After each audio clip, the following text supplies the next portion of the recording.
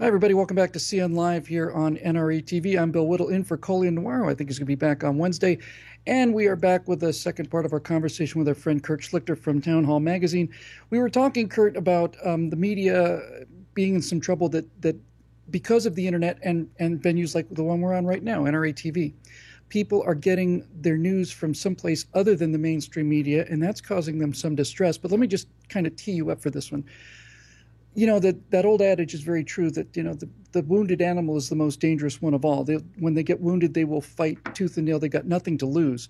And I think regardless of Donald Trump's win in November, the mainstream media, as we understand it, is basically dying and dying quickly. Just so our viewers at home know what I'm talking about, here's basically what I'm trying to say. Let's say there's a riot in downtown someplace or other. Downtown Malibu, let's say. There's a riot going on, and we want to cover it with the mainstream news media. Well, what happens is a phone call gets made to the News Central. It's CNN Central. They dispatch a reporter, assign a reporter, a driver, a cameraman. These people all have to get together. They have to get in their van.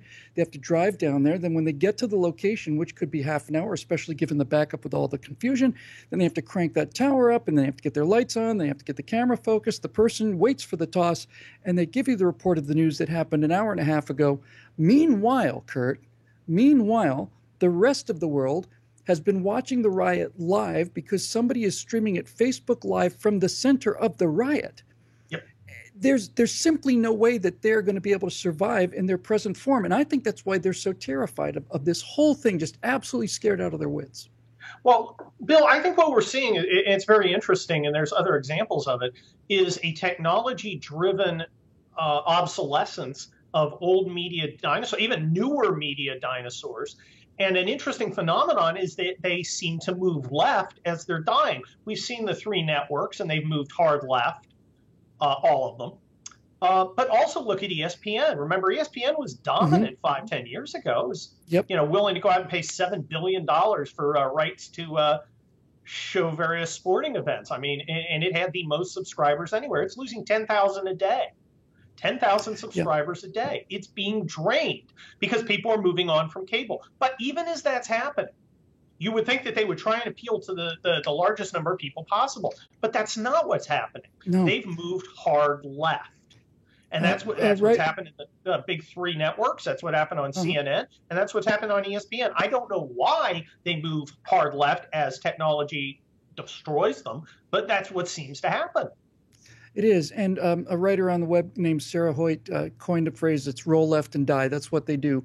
When an organization, a news organization or media organization is running out of money and running out of viewers, instead of doing exactly what you say, correcting this and going back for the middle, they go hard left and die. And she's convinced it's so they can either have their bona fides at cocktail parties to tell people how hard they fought, or more likely, that they can get hired by other left-wing media outlets. But Kurt, here's the thing that's absolutely fascinating to me, and I know you're a student of deep history, and so am I. You look at the rise and fall of civilizations, it's pretty much a consistent pattern, and it is always the fish rots from the head down. It's always the elites that go first, always. It's the elites that open the doors. Yeah, exactly. Some guy in a robe is going to come out of the palace and open the doors and let the barbarians in, while the common people are willing to stand on the walls and fight to defend that city. The reason I bring all this up, Kurt, is this is a very alarming idea, this cycle of civilizations. We see a lot of end-stage civilization things in America today, but, for the first time in human history now, the common people have a chance to speak to other common people without having to go through this cynical death wish of the elitists that control everything. Yeah, it could be a game changer. Look how the establishment freaked out when Gutenberg invented the press. That's right, yeah. Even then, you still needed a press. Now, here you go. That's what you need. This is it. This is it. Maybe a day of work. And I've got the ability to take pictures, transmit, communicate with anyone around the world outside of any elite's control. You know, I think it's interesting. Look at media today. Look at what's really popular. The Walking Dead and other shows about civilization falling apart. People sense something is going on, something that's transformative. Transformations can be scary. Change can be messy. Something's happening, Bill. Something's happening, and I hope something is happening. Eh, I uh, hope we can control the chaos. I've been where there's chaos. Chaos is a bad yeah, thing. I don't want it here. chaos is. I don't want it here either. Fortunately, we have half of the country that's still dedicated to law and order and has a sense of responsibility. Speaking of The Walking Dead, Kurt, you might get a kick out of this. I wish I'd said it myself, but I saw it online. I can't remember where I saw it. But somebody was speaking about The Walking Dead, and they said that when your society has run out of adventure, then the only adventure is to destroy the society. And that's basically what True. Walking Dead does. Walking Yes. Dead gives a lot of liberal people a chance to vicariously figure out whether or not they would be able to survive if all they had basically was a weapon and a canteen. And it's so attractive to them because they don't have to actually go through it, but you can tell it's challenging. It's certainly what I feel when I watch shows like this. What would I do? Where would I go? How would we organize things? And it is a sign of a society that's been, I don't want to say too safe for too long, but should certainly have more appreciation of what the world is really like. Well, look, Americans are spoiled. In a way, that's good. I mean, I don't Hmm. want my kids to grow up in the kind of chaos I served in. But on the other hand, it's hard to appreciate that the entire world isn't, frankly, paradise. I mean, compared to 99.99999% of human beings in history. Like you and I Hmm. both live in Los Angeles. I mean, we're right at the edge. You're just Yeah, statistically not doing better than our lives as far as and that's safety, as far as material satisfaction, as far as health. You just aren't. But do we appreciate that? Do we understand that this didn't just happen? It's part of a system, like I keep saying. It's like, and the example I like to use is, you go out and date a feminist and you open the door for her and she yells at you because you're, opening a door mhm. for her. And then you get her chair and she yells at you because she can get her own chair. Then after the date, she goes home, calls her friends and complains because you didn't pick up the check. Yeah, imagine. It's a Imagine. Yeah, these system. are all signs. These are all signs of a society that I think has been so secure for so long, and I mean 2, 3 generations now, that the idea of wolves at the door is just not imaginable to them. That's why they have shows like The Walking Dead. Hey, Kurt, speaking of undead zombies who you simply cannot kill, apparently Hillary Clinton's talking about running again. Oh, Leonard. There's yeah, no, she says she's talking about coming out from the woods. There's that picture of her not long after her loss. I mean, within a day or two, where somebody just a big Hillary supporter just happened to stumble upon Bill and Hillary walking quietly out in the woods, like normal people. But she says that she can't stand to watch what's on television, she says, Kurt. And once again, for the good of the Republic, she's being dragged against her will back into the public eye. Oh, Yeah. Cincinnati's being drawn away from his plow once more to Yes, serve the poor Republic. thing. All she wants to do is just retire in peace, and the Republic keeps calling her back to a life of public service, which has netted her something like $110 You million know, dollars. it's sad. Is she finished, Kurt? I thought she was done, but it is like The Walking Dead. It's like the monster at an end of a horror movie. You just keep killing it, and it won't stay down. And look, I'm all for her coming back because she's been I do too. rejected once and she'll be rejected again. She is operating. She's fueled purely on entitlement. She thinks it's hers, and she's got her part of the party determined to make sure she gets what's hers. The rest of the party has its own agenda and can't stand her because she's getting in the way. The fact is, neither of the two parties fit America. They don't fit the coalition. Their coalitions aren't what they used to be, so they've got to Yes. change. Now, the Republican Party started changing in 2012. It really changed last year, and it was painful.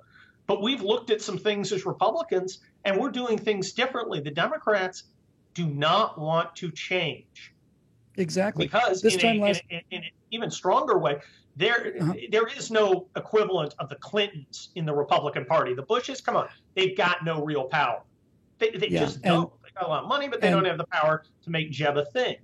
The Clintons do have the power in an organization in their party and can hold on and prevent change because change means no more Clintons. Speaking of preventing change, Kurt, um, guess who's being mentioned in terms of a big power in politics coming up? It's none other than Chelsea Clinton, who may be the most charisma-free individual I've seen in quite a long time. Wow. Um, they're talking about Michelle Obama running in 2020. What is it with these people that simply cannot get over the fact that we don't like these policies and we don't like these people?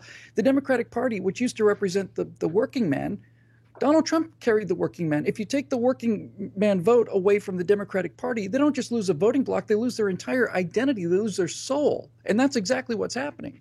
Well, it's just a collection of special interests. Look, I wrote in Town Hall right. today on Chelsea Mania, and I got to say I'm a big supporter because I would love the Democrats to continue making these mistakes. Don't interrupt your enemy when they're making a mistake, as Napoleon teaches. But it's ridiculous. They are bereft of ideas because it's not an ideological party.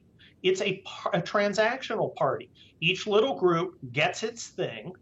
And for a lot of them, its thing is messing with the other guys, messing with guys like you and me. So you think they're not so much a political party anymore as a web of obligations and power, almost like the mafia. It's a deal. Now, the Republican Party has its problems, but one thing it is ideological. You hear ideological fights. That's right. Even to the extent that, you've got Lindsey Graham and John McCain making arguments that I guess are ideological-ish. But they do have, I've got my problems with these guys, but they have a coherent ideology, even if it's not one I subscribe to. And there's a fight going on in the Republican Party over the ideology. There's not in the Democrat Party. What they're doing is dividing the spoils. Yeah, that's right. And because we have ideological differences, we're much fitter than they are in terms intellectually and morally too. You go to one of these left-wing rallies, Occupy Wall Street, the same banners printed up, people are chanting, hey, hey, ho, ho's, fill in the blank has got to go for hours. You go to a Tea Party rally, for example, and you hear 12 or 13 speakers talking about the Federal Reserve System. You'll talk about people talking about the 17th Amendment. You get actual information and actual differing points of view. Real quick, because we're just about out of time here, Kurt, do you think, yes or no, that Gorsuch is going to be nominated before the end of this month? Oh, he's totally going to be confirmed. I don't think there's any doubt. And I only hope that they force the hand of the Republicans to break the filibuster, because I want to make the second appointment that much easier. Yes, so do I. Kurt, thanks so much for joining us. It's always a pleasure. I just love talking with you, and I'm sure we'll see you again real soon. Hope so. Okay, buddy. Take care now. Bye-bye. Yeah, the filibuster rule, like every other rule, the liberals have a law, and the law is something they absolutely bow down and expect us all to worship when it's working for them. And then when it's not working for them, then it's a civic obligation to break the law. They broke hundreds of years of time with the filibuster. Now they're going to pay for it. In any event, more to talk about as always. Thank you very much for calling in, for letting me sit in on your show here. It's CN Live on NRA TV. We'll be back tomorrow. And until then, you take care of yourselves out there.